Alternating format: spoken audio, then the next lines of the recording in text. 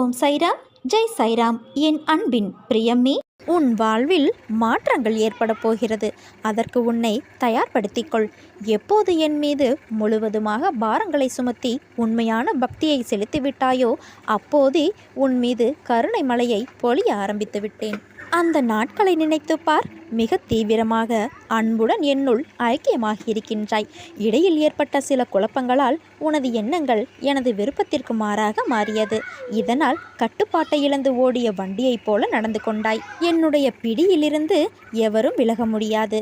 உன்னை பலமுறை விபத்துக்களிலிருந்து சரியான நேரத்தில் காத்திருக்கின்றேன். உன்னை தேடி வந்து அமர்ந்து கொண்டிருக்கிறேன். என்னை நிராகரித்து விடாதே. நான் உன்னோடு இருக்க ஆசைப்படுகிறேன். எப்போதும் உன்னை கைவிட நினைக்க மாட்டேன். மனதில் ஏற்பட்ட குழப்பம், சலனம், இதனால் பலமுறை பாதை மாறி போக இருந்த உன்னை எனது பிடியில் வைத்து கொண்டு இருக்கின்றேன்.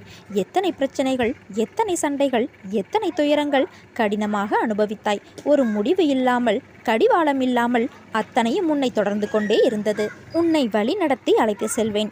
அப்படியே உனது பிள்ளைகளை நானே வழிநடத்துவேன். எத்தனை ஜென்மங்கள் ஆனாலும் தொடர்ந்து வழிநடத்துவேன். இதுவரை நீ கடந்து வந்த பாதையை மறந்துவிடு.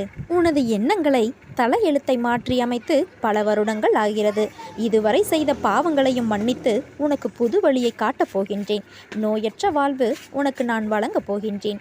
விரைவில் நல்ல செய்தி உனது செவிகளில் வந்து சேரும். முழு கவனத்தையும் என் மீது திருப்பு. இப்போது செய்யும் பணியிலிருந்து விடுபட நினைக்காதே. உன்னை நீ நினைத்து பார்க்க முடியாத அளவிற்கு உயர்த்தப் போகிறேன். நம்பிக்கையோடு காத்திரு.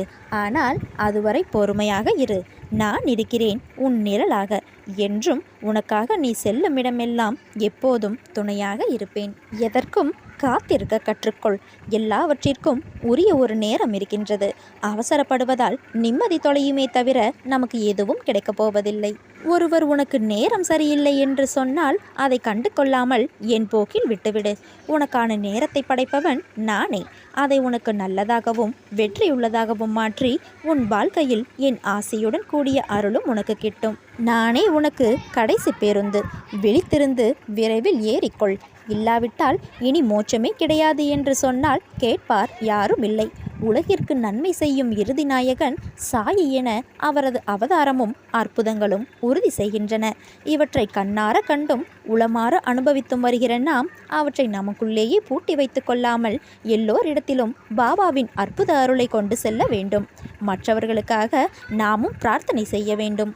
பாபாவை வணங்கும் பலருக்கும் வழி தெரியவில்லை. அதனால் மனது அலைப்பாய்கின்றது.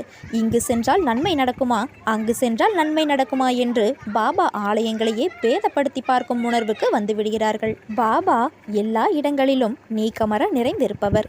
அவரது அருளை எல்லா இடங்களிலும் உங்களால் பெற்றுக்கொள்ள முடியும். ஆனால் நீங்கள் அதற்கு தயாராக இருப்பதில்லை. யார் மூலமாவது எதையாவது கேள்விப்பட்டால் உடனே அங்கு ஓடி காரியத்தை நிறைவேற்றி கொள்ள முற்படுகிறீர்கள். இருந்த இடத்திலிருந்தே உணர்வோடு ஒன்றி கதறுங்கள். பாபாவின் அருளை பெற பதற்றப்படுங்கள். அவசரம் காட்டுங்கள். முழு மூச்சோடும் ஒரே மனதோடும் அவரை தியானம் செய்யுங்கள். அப்போது வேண்டியது விரைவில் கிடைக்கும். பாபா உங்களுக்கு தராத ஒன்றை வேறு எங்கும் சுலபத்தில் உங்களால் பெற இயலாது என்பதை பலரின் அனுபவ தொகுப்புகளின் அடிப்படையில் தெரிவிக்க நான் கடமைப்பட்டிருக்கிறேன். நீ துன்பங்களால் வலு இழந்து மனதளவில் பாதிக்கப்பட்டு இருக்கிறாய். இந்த நேரத்தில் தேவையில்லாத எண்ணங்கள் உன்னிடம் வர எல்லா முயற்சியையும் செய்யும். இது நீ திடமான சிந்தையை தக்க வைத்துக் கொள்ள வேண்டிய காலகட்டம். என் நாமத்தை நீ உச்சரித்து கொண்டே இரு. அது உன்னுடைய கர்ம வினைகளின் பிடியை நிச்சயமாக தளர்த்தும். குணங்களற்ற பரிபூரணான நிர்குணனானவன் நான். எனக்கு பெயர் கிடையாது, தங்குமிடமும் கிடையாது. எனக்கு வயது லட்சக்கணக்கான ஆண்டுகளாகிறது. ஆசிகள் வழங்குவதே என் தொழிலாகும். எல்லா பொருட்களும் என்னுடையவை. ஒவ்வொருவருக்கும் ஒவ்வொன்றையும் நான் அளிக்கின்றேன். இவ்வையகம் முழுவதும் என்னுள் அடக்கம். நான் எல்லாவற்றிலும் அவற்றிற்கு அப்பாலும் இருக்கின்றேன். உன் செவிகளில் தேனாய் பாய 2 நல்ல செய்திகள் வந்து கொண்டு இருக்கிறது. அதை பெற்றுக்கொண்டு என்னை பார்க்க நீ விரைந்து வா குழந்தையே. பயப்படாதே. நான் உன்னோடு இருக்கிறேன்.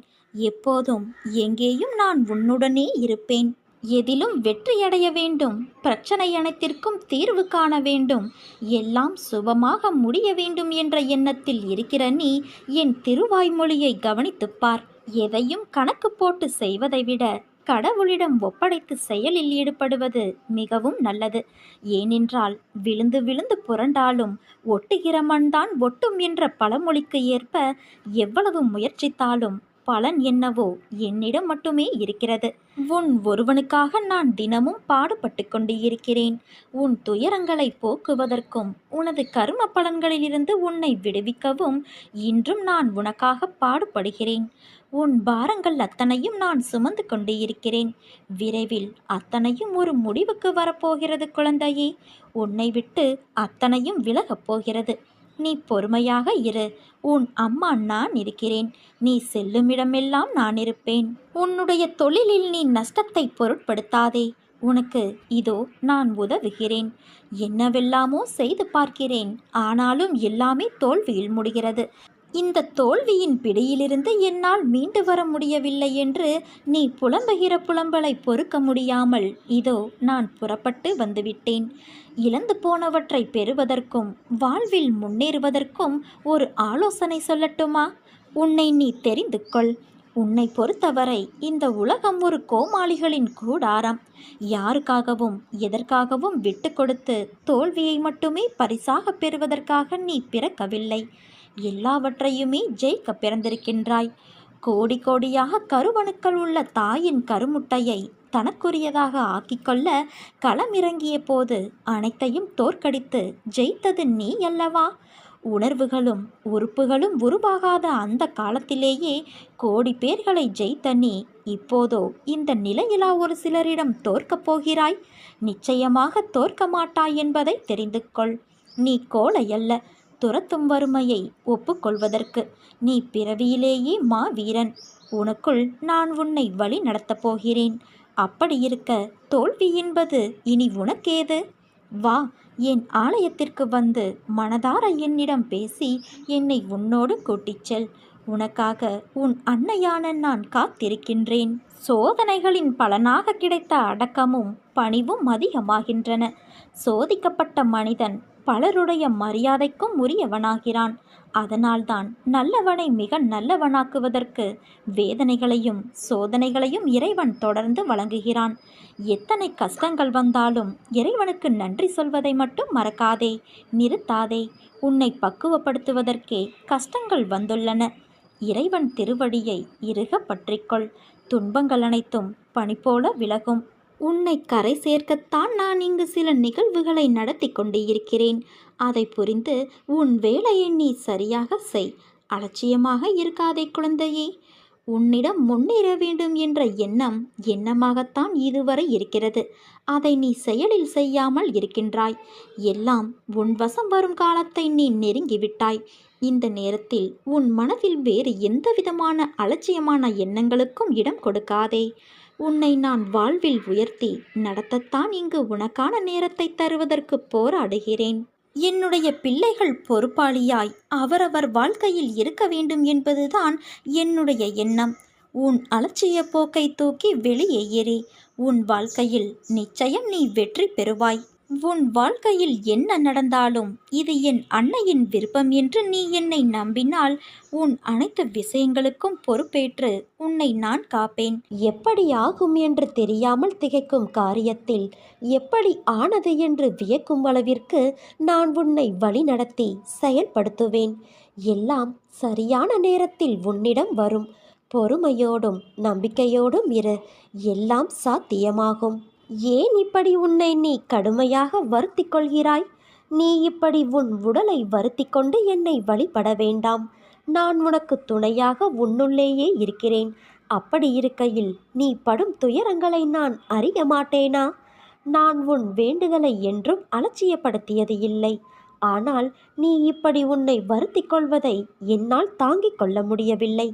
நீ இப்படி வருத்தித்தான் உன்னை சூழ்ந்துள்ள துயரங்களான திரும்பிய திசையில் எல்லாம் ஏமாற்றம், துரோகம், வஞ்சகம், ஏழ்மை, இன்னும் பல வழிகளும் துயரங்களும் நீங்க வேண்டி நீ முழுமையாக நம்பும் உன் அன்னையான என்னை எண்ணி வேண்டிக் கொள்கிறாய். அம்மா சொல்வது சரிதானே? உன் மனதில் இருப்பதை நான் அறிவேன். உன்னை சூழ்ந்துள்ள துயரங்களிலிருந்து தப்பிப்பது எப்படி என யோசித்து தூக்கம் வராமல் தவிக்கிறாய். உன்னை எல்லோரும் அவமானப்படுத்துவது போலவும் கைவிட்டது போலவும், எல்லாமே இருந்தும் எதுவுமே இல்லாதது போலவும், எல்லோரும் இருந்தும் அனாதை போலவும் இப்போது நீ உணர்கின்றாய். அனைத்தையும் நான் அறிவேன். சங்கடங்களை நினைத்து நம்பிக்கை இழக்கிற காலகட்டத்தில்தான் நீ இருக்கின்றாய். உன் கர்ம வினைகளின்படி இது உனக்கு உண்மையான சோதனையான காலம்தான். நான் இல்லை என்று கூறவில்லை. ஆனால் உன் கர்ம வினைகளை அழித்து அதை உனக்கு சாதனை காலமாக மாற்ற நான் இங்கு போராடி கொண்டு இருக்கிறேன். இன்னும் சிறிது காலத்திற்கு சங்கடங்களை சகித்துக்கொள். உன் நம்பிக்கை என்னும் சக்தியை ஒன்று திரட்டி உன் துயரங்களைக் கண்டு அஞ்சாமல் போராடு. இது நீ திடமான சிந்தையை தக்க வைத்து கொள்ள வேண்டிய காலகட்டம். இறை நாமத்தை நீ உச்சரித்து கொண்டே இரு. எல்லாம் கூடிய விரைவில் மாற்றியமைக்க உன் அன்னையான நான் இருக்கிறேன். ஏங்குதல், கவலை, போராட்டங்களை விடுத்து என்னையே சார்ந்திரு. நான் உன்னுடனேயே இருப்பேன்.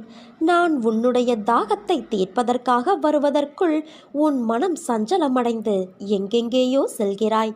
நான் உனக்காகவே இருக்கிறேன். பாரத்தை என்மேல் சுமத்து என் குழந்தையே. உனக்கு சாந்தி ஏற்படும். உன்னுடைய பக்திக்கு மட்டுமே நான் அடிமை. என் மீது நீ கொள்ளும் நம்பிக்கையின் வெளிப்பாடே உன் பக்தியாகும். முழு நம்பிக்கையோடு என்னை நீ அழைத்தால் எந்த ரூபத்திலாவது கண்டிப்பாக நான் உனக்கு காட்சி தருவேன். கடந்து போனதை குறித்து கவலைப்படாதே. அது கடந்து போனது. எதிர்காலத்தில் நீ கவலைப்படக்கூடாது என்பதற்காகத்தான் என் குழந்தையின் நலன் ஒன்றே என் குறிக்கோள் என்று சொல்கிறேன். அதற்காக நீ சோதனைக்கு உள்ளாக்கப்பட்டாலும் உன் எதிர்கால வாழ்வை வளமானதாகவே அமையும் என்று நான் உனக்கு வாக்குறுதி தருகிறேன். இது உன் அன்னையான என்னுடைய சத்திய வாக்கு. இங்கே எந்த கிரகத்திற்கும் வலு கிடையாது. அவை என்னுடைய அருளால், என்னுடைய சக்தியால் செயலிழந்து விடுவதால் உனக்கு உடனே ஆரோக்கியமும் தாய் வீட்டு பரிசாக உனக்கு ஒன்றும் கிடைக்கப் போகிறது. என்னுடைய திருநாமம் என் யோக சக்தி என்பதை உணர்ந்து பயன்படுத்துகிறவர்களுக்கே பலன் தரும். உன்னை போல என்னையே சிந்தித்து எனக்காக தன்னையே அர்ப்பணித்து உண்மை அன்போடு என்பால் லயமாகிறவர்களுக்குத்தான் நான் பலன் தரக்கூடிய கற்பகத் தருவாக, காமத்தேனுவாக இருக்கின்றேன். மற்றவர்களுக்கு நான் ஒரு உதவா கரைதான். அர்ஜுனனிடம் அவன் தனது உறவுகளை எதிர்த்து போரிட தயங்கிய போது விஸ்வரூபத்தை காட்டி, இவர்களை நான் ஏற்கனவே கொன்றுவிட்டேன், கொன்றதைத்தான் நீ கொள்கிறாய் என்று விளக்கிச் சொல்லி அவனுக்கு விஷயத்தை புரிய வைத்தது போலத்தான் நீ மலை போல நினைத்திருக்கும் பிரச்சனைகள் அனைத்தையும் நான் ஏற்கனவே தீர்த்துவிட்டேன். எத்தனை முறை சொன்னாலும் நீ அந்த பயத்திலேயே இருப்பதால் தீர்த்த பிரச்சனையை தீர வேண்டும் என தொடர்ந்து வேண்டிக்கொண்டே இருக்கிறாய். இனி வரப்போவது எல்லாம் உனக்கு வசந்த காலமே. வாழ்வில் எதையெல்லாம் நீ நிரந்தரம் என யாரை எதிர்பார்த்து இருந்தாயோ அவர்களால் உனக்கு நன்மை இல்லை என்பதை உணர்த்தவே அவர்களின் சுயரூபத்தை நான் உனக்கு வெளிப்படுத்தினேன். அவையெல்லாம் பஞ்சுமெத்தையில் உனக்காக வைக்கப்பட்ட பெரிய முட்களைப் போல குத்தி கொண்டு இருந்தவை. கண்களில் கைப்பிடி மண் விழுந்ததைப் போல உறுத்தி கொண்டு இருந்தவை. இந்த காலங்கள் மாறிவிட்டன. இனி உனக்கு வருவது எல்லாம் வசந்த காலம். நான் உன்னை தாங்கிக் கொண்டு இருக்கிறேன் என்பதை உணர்த்துவதற்காக பலமுறை உன் கோரிக்கைகளை நான் நிறைவேற்றி தந்தேன். இக்கட்டான நேரங்களில் எல்லாம் உன்னோடு இருந்து உன்னை நான் காப்பாற்றினேன். நீ கூப்பிட்ட நேரத்தில் எல்லாம் பதில் குரல் கொடுத்தேன். உன் பிரச்சனைகள் ஒன்றும் உன்னை செய்துவிட முடியாது. பெரிய துன்பம் எதுவும் இனி உனக்கு வந்துவிடப் போவது இல்லை. விரைவில் நீ கேட்ட யாவற்றையும் என்னை நினைத்து கொண்டு மகிழ்ச்சியோடு நிம்மதியோடு நீ அனுபவிக்கப் போகிறாய். உனக்கு ஒரு விஷயத்தை நான் சொல்கிறேன் கேள். நான் உன்னோடு எங்கும் எப்பொழுதும் இருக்கின்றேன். நீ சிறிதும் கவலையில்லாமல் இரு. எந்த ஆபத்திலிருந்தும் நீ முழுமையாக காப்பாற்றப்படுவாய். அதில் உனக்கு எந்தவித சந்தேகமும் வேண்டாம். ஒவ்வொரு வினாடியும் நான் உன்னோடு இருக்கிறேன். நீ தனியாக நடப்பதாக நினைக்கிறாயா? உன் பாதை என்னால் வடிவமைக்கப்பட்டது. நான் உன் வாழ்க்கையை உருவாக்கியவள். நீ சிந்தும் கண்ணீர் வலிகளை நான் உணர்வேன். நானே மருந்தாகவும் நானே உன் படைப்பாளியாகவும் இருக்கிறேன். என் கண்களை நன்றாக உற்றுப்பார். உன் வலிகளை மௌனமாக குணப்படுத்தி உனக்கான நல்ல நேரத்தை நான் உருவாக்கி கொண்டு இருக்கிறேன். நான் உன்னை பாதுகாப்பேன். உன் மீது மீது அன்பாக இருக்கின்றேன். என் அனுமதி இல்லாமல் இங்கு எதுவும் நடக்காது குழந்தையே. எவரும் எதையும் உனக்கு செய்யவும் முடியாது. நான் எந்த தீங்கையும் உனக்கு செய்ய விடமாட்டேன்.